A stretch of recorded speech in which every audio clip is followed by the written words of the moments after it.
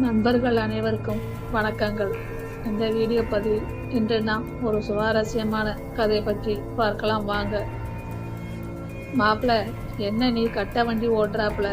ஓட்டுறா, கொஞ்சம் வேகமா ஓட்டியா? இந்த நைட் நேரத்துல இந்த ரோட்டை பார்த்தாலே ஒரு மார்க்கமா இருக்கு.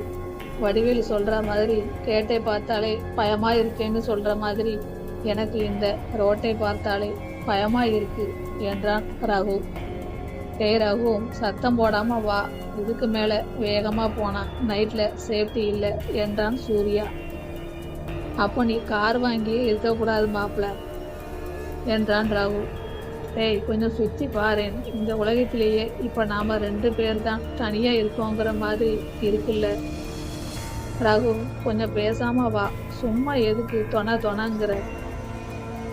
அதுக்குள்ள மாப்பிள்ள, இந்த இடம் ஓவர் குளிரா இருக்கு, கொஞ்சம் ஓரமா நிப்பாட்டினா ஒரு தம்மை போட்டுட்டு போலாம் என்றான் ரகு. சூர்யா காரை நிறுத்தினான். அத்துவானத்தில் ஒரு அமானுஷ்யம் இருந்தது. நண்பன் ரகு சொன்னது போல கொஞ்சம் குளிர், அப்புறம் சுற்றி இருள் இருள் இருள் மட்டுமே. ரகு கார் கதவை திறந்தவன் அதை பார்த்தான். கண்ணுக்கு எதிரே ஒரு கல்லறை. அந்த கல்லறையின் மேலே ஒரு பெரிய சைஸ் ஆந்தை அமர்ந்து இருந்தது. இவனை முறைத்து பார்த்தது. மாப்பிள்ள, கல்லறை ஏரியாவா இது? யோ, சீக்கிரம் வண்டியை எடியா, போலாம் என்றான் ரகு. அதற்கு சூர்யா, நீ ரகுவா இல்ல ஜோசியத்துல வர ரகுவாடா? என்ன இந்த பாடுபடுத்துற? நைட்ல உயிரை எடுத்துக்கிட்டு சே, உன்னோட பெரிய தொல்லையா போச்சு என்றான் சூர்யா. அதற்கு ரகு, மாப்பிள்ள, நீ கெட்ட வார்த்தையில கூட திட்டிக்க, நோ அப்ஜெக்ஷன். எதையும் கண்டுக்க மாட்டான் இந்த ரகு. இனி மூச்சாவே முட்டிட்டு வந்தாலும் நிறுத்த சொல்ல மாட்டான் இந்த ரகு. எம்மாடி, எம்மாம் பெரிய கண்ணு. யாருக்குடா? அந்த ஆந்தைக்கு தான். என்னையே குறு குறுன்னு வேற பார்த்துச்சு மாப்பிள்ள. ஏன் மாப்பிள்ள, தெரியாம தான் கேட்குறேன், உனக்கு பயமாவே இல்லையா? அதற்கு சூர்யா சிரித்தான். பயமா? எனக்கா? ஹஹஹா என்று சிரித்தான். பெரிய கபாலி, கேட்டா ஒழுங்கா பதிலை சொல்லியா?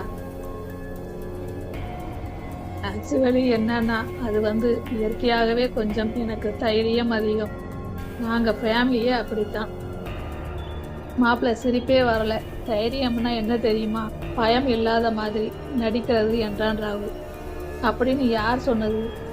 ரொம்ப நாளுக்கு முன்னாடி உறுதிப்புணர்ல கமல் சொன்னார், இப்ப நான் சொல்றேன் என்றான் ரகு. கார் அந்த ஆள் அரவமற்ற வழியை கடந்து கொண்டிருந்தது. ரகு மீண்டும் வாயை திறந்தான். மச்சி, ஒன்று சொல்லட்டா?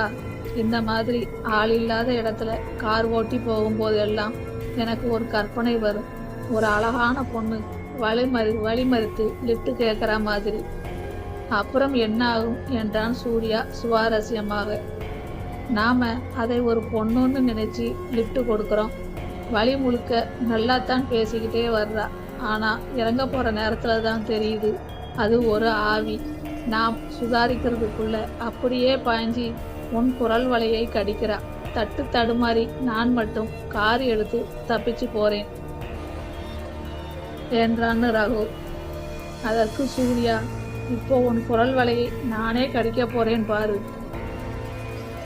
இனிமே நீ வாய திறந்த உன்னை இங்கேயே இறக்கி விட்டுட்டு போயிடுவேன்.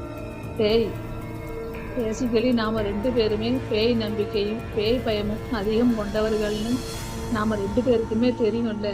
கொஞ்சம் சும்மா வாடா, ஒழுங்கா கார் ஓட்ட முடியல என்னால என்றான் சூர்யா. ரகு வாயில் விரலை வைத்து கொண்டான். சூர்யா சிரித்து விட்டு காரை கொஞ்சம் வேகம் எடுத்தான். சில நிமிடங்கள் கழித்து சூர்யா முகத்தில் தெரிந்த திடீர் திருக்கடலை கவனித்தான் ரகு. என்னாச்சு மாப்பிள்ள? அங்க பாருடா என்றான் சூர்யா. முன்னால் ரோட்டில் ஒரு பெண் நின்று இருந்தால் லிஃப்ட் கேட்டபடி. ஐயோ மாப்பிள்ள, உனக்கு புண்ணியமா போகும், காரை கீழே நிறுத்திடாத. இது அதுவே தான். ஐயோ, ஒரு பேச்சுக்கு சொன்னேன், நிஜமாவே வந்துடுச்சு என்றான் ராவு. சே, அப்படி பயப்பட வேண்டிய தேவையில்லை. பாவம், அவளுக்கு என்ன பிரச்சனையோ? நாம பேய் கதை பேசிட்டு வந்ததால் இவளையே பேய்னு நினைக்க தோணுது, அவ்வளவுதான். இதுக்கு பேருதான் காலுஸ்னேஷன், இல்லாத கற்பனை செய்யறது. காலுஸ்னேஷன் இதை பத்தி கூட கமல் சொல்லி இருக்கார் மாப்பிள்ள பிக் பாஸ்ல சூலி கிட்ட என்றான் ரகு கிண்டலாக. சூர்யா மெதுவாக காரை நிறுத்தினான்.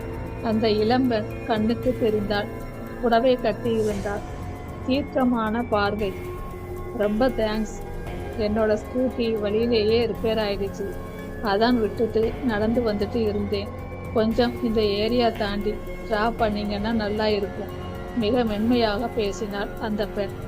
சூர்யா கொஞ்சம் யோசித்து விட்டு சரி ஏறுங்க என்றான். அவள் பின் சீட்டில் ஏறி அமர்ந்து கொண்டாள்.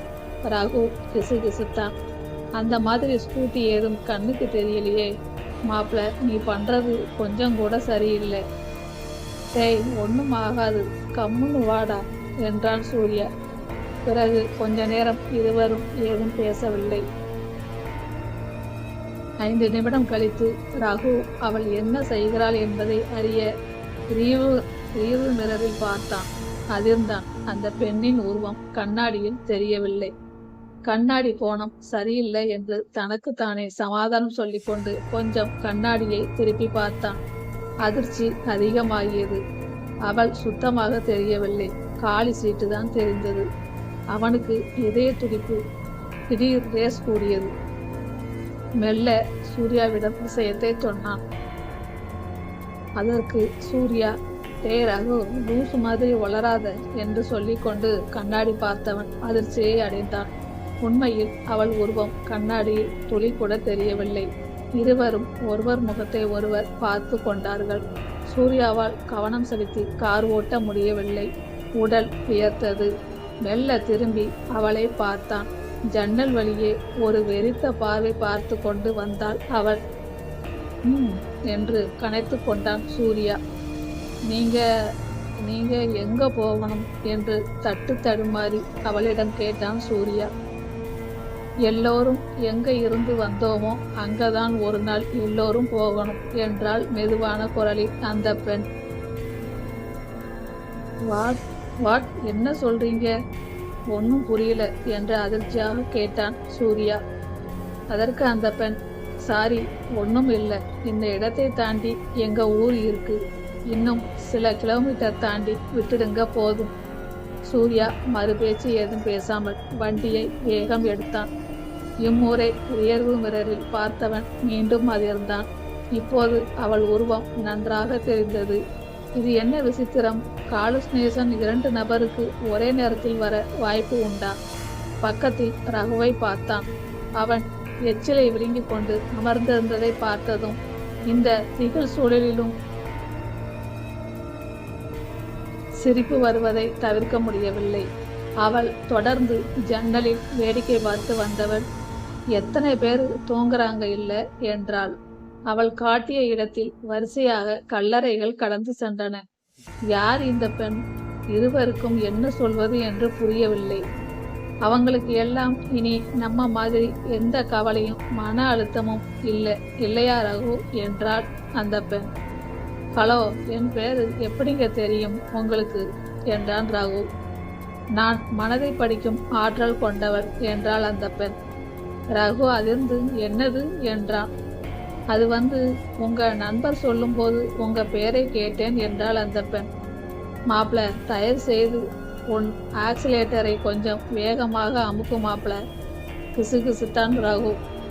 நைட்ல ரொம்ப வேகம் போனா சேஃப்டி இல்லை மச்சி என்றான் சூர்யா.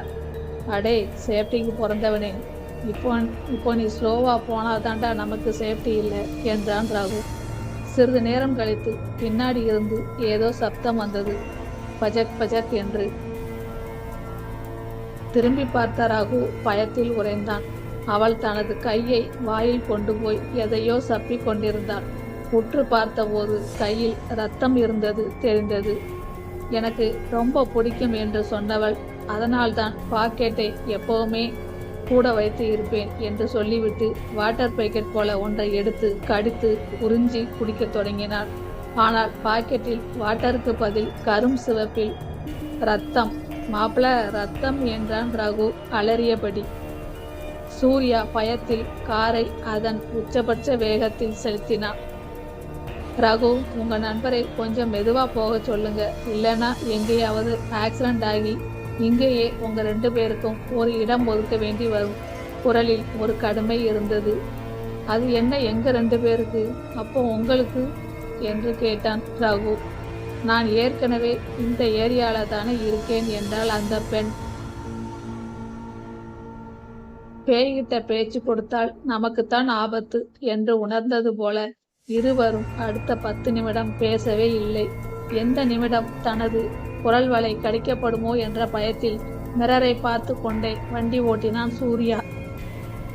அந்த ஏரியாவை கடந்த நிலையில் நீங்க எங்க இறங்கணும் என்று கேட்டான் சூர்யா. அதோ அங்க புளிய மரம் ஓரமா நிறுத்திக்கங்க, அது பஸ் ஸ்டாப் தான், அங்கே இருந்து நான் போய்க்குவேன் என்றாள் அந்த பெண். இருவருக்கும் அப்பாட என்று இருந்தது. ஒரு வழியாக இறக்கி விட்டுடலாம் இந்த சந்தேக கேஸை. அவள் சொன்ன இடத்தில் காரை நிறுத்தினான். ரகு அவன் காதுகளுக்கு மட்டும் கேட்கும்படி கிசுகிசுத்தான். நம்மளை இந்த காரை விட்டு உயிரோட இறங்க விடாதுன்னு நினைச்சேன் மாப்ள. நல்ல வேலை அப்படி ஏதும் நடக்கல. அவள் மெதுவாக இறங்கி தேங்க்ஸ் என்றாள். ரகு பயத்தில் கொஞ்சம் சிரித்தபடியே இருக்கட்டுங்க என்றான். அவள் மெதுவாக நடந்து செல்ல சூர்யா குழப்பத்துடன் காரை எடுத்தான். இவள் நம்ம கிட்ட எதையோ மறைக்கிறாள் ரகு, அது என்ன அது என்று கேட்டான் சூர்யா. அப்போது அந்த பெண் வேகமாக திரும்பி வருவது தெரிந்தது. இருவரும் அதிர்ச்சியும் குழப்பமும் சூழ அவளை பார்த்தார்கள். அவள் அருகே வந்து இருவரையும் பார்த்து சிரித்தாள். ரொம்ப தேங்க்ஸ் உங்க 2 பேருக்கும். பயப்படாதீங்க, நான் பேய் இல்லை, பொண்ணுதான். என் ஸ்கூட்டி நிஜமாவே ஒரு சின்ன ஆக்சிடென்ட் ஆகி பள்ளத்துல விழுந்துடுச்சு. இந்த நேரத்துல யாருக்கிட்ட லிஃப்ட் கேட்கறதுன்னு புரியாம இருந்த அப்போதான் நீங்க வந்தீங்க. 2 ஆண்கள் என்பதால் எனக்கு கொஞ்சம் பயம், அதான் கொஞ்சம் பேய் போல நடிச்சேன். பேய்கிட்ட யாரும் தப்பா நடந்துக்க மாட்டாங்க பாருங்க என்று சொல்லிவிட்டு அந்த பெண் ஹஹா என்று சிரித்தபடியே, என்னோட கையில் வந்தது நிஜ ரத்தம்தான், அந்த சின்ன ஆக்சிடென்ட்ல வந்தது. உங்களை பார்த்தால் பேசிக்க நீங்க பேய் பயம் கொண்டவங்க மாதிரி தெரிஞ்சது. அதான் அடுத்ததா நான் வச்சிருந்த கிரேப் ஜூஸ் பாக்கெட்டை வைத்து ஒரு சீன் போட்டேன். ஆனா அதுல பெரிய காமெடியே என்ன தெரியுமா? நான் என்னுடைய செருப்பையே அட்ஜஸ்ட் பண்றதுக்காக கீழே குனிஞ்சப்போ நீங்க ரியர்வியூ மிரர்ல பார்த்துட்டு கண்ணாடியில நான் தெரியலன்னு சொன்னீங்க பாருங்க, அதான். அதுக்கப்புறம் தான் பேய் ட்ராமா ஐடியாவே வந்தது. ஆனா நீங்க ரொம்ப நல்லவங்களா இருக்கீங்க, அதான் உங்களை குழப்பத்தில் விட்டு போக மனசு வரல. அதான் திரும்பி வந்து உண்மையே சொல்லிட்டேன். இப்படி தெரிந்து இருந்தா நான் ஒழுங்கா பேசிக்கிட்டே உங்க கூட வந்து இருப்பேன். அதிலும் ரகு இருக்காரே, பின்னாடி இருக்கிறவங்களுக்கு கேட்காத மாதிரி கூட பேச தெரியாத ஒரு அப்பாவி.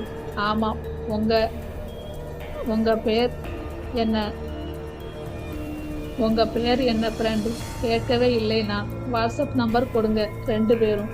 நான் வீட்டுக்கு சேஃபா போயிட்டு மெசேஜ் பண்றேன் என்றாள் அந்த பெண். அடி பாவி, அப்போ எங்களை வச்சு காமெடி பண்ணிட்டியா? இருவரும் சத்தம் போட்டு சிரித்தார்கள்.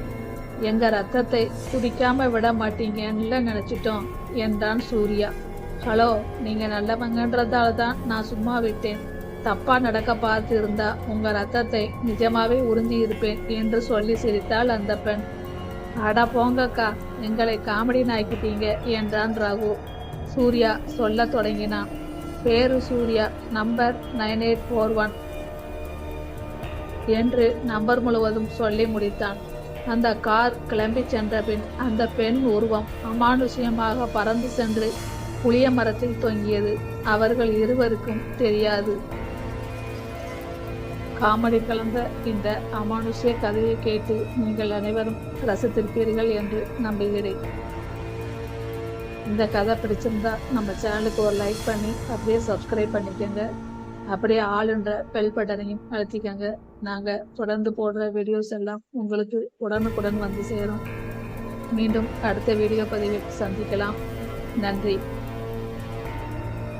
இந்த கதை பிடிச்சிருந்தால் உங்கள் கருத்துக்களை கமெண்ட் பாக்ஸில் தெரியப்படுத்துங்கள். மீண்டும் இதே மாதிரி கதைகள் வெளியிடலாமா வேண்டாமா என்பதற்கு உங்கள் கருத்துக்கள் மிகவும் உதவியாக இருக்கும். நன்றி.